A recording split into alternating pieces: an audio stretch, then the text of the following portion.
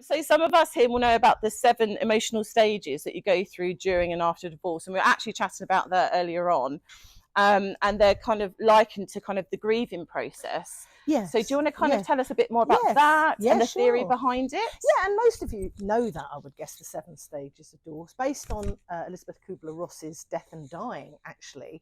And when I went through my divorce, I sort of was thinking about all of this sort of stuff, and I wrote 163 blogs, if you want to go and look them up. Not just cathartic, about how to support families, children, because obviously I was a deputy head and class teacher for 20 odd years as well. And there wasn't anything out there for the children in my class. When I was teaching year 4, there were 5 children in the 2 classes going through divorce, and we didn't know how to support them or help them. And there's no training for teachers either around that. So my teaching assistant happened to be a counsellor. So we used to do these drop-in and chat things for kids.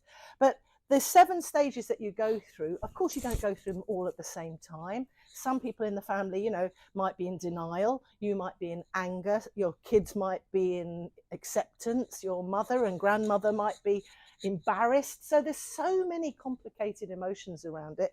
So I based the journal here as well for children to sort of process it. They don't necessarily know what they're going through, but it's a place to express and talk about their feelings. You can dip in and out of it so that you can start what I call big conversations with little people and with teenagers. They might be taller, but they are still going to go through that process too. So there's shock and denial, which everybody can understand, and I remember that myself very much. You sort of like, can't believe it. It's like being punched in the tummy when you start, really? I didn't think this is how my life was going to turn out. So then you go through perhaps pain, and you go through guilt for the children.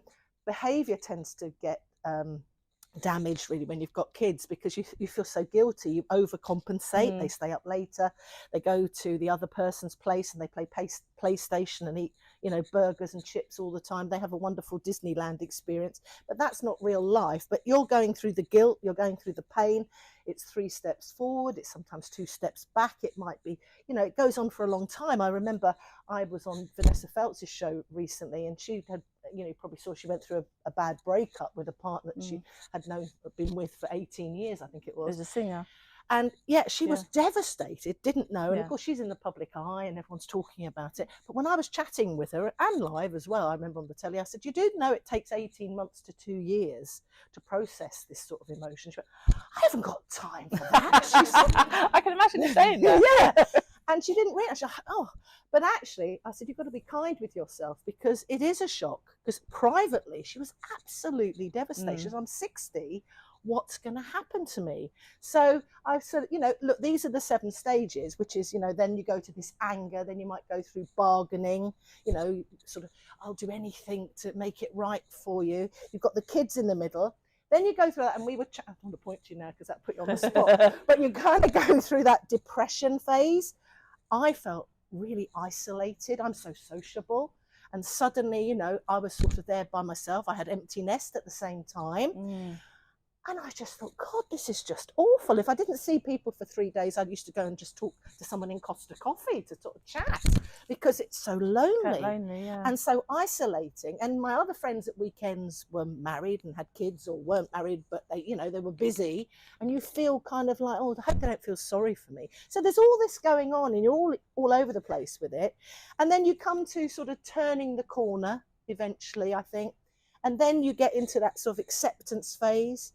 And then you get to what I call the Phoenix stage. I remember I bought a ring with a Phoenix. Did you? Yeah, it was my private moment of, oh, I don't wear that anymore. But so it's a process, not an event.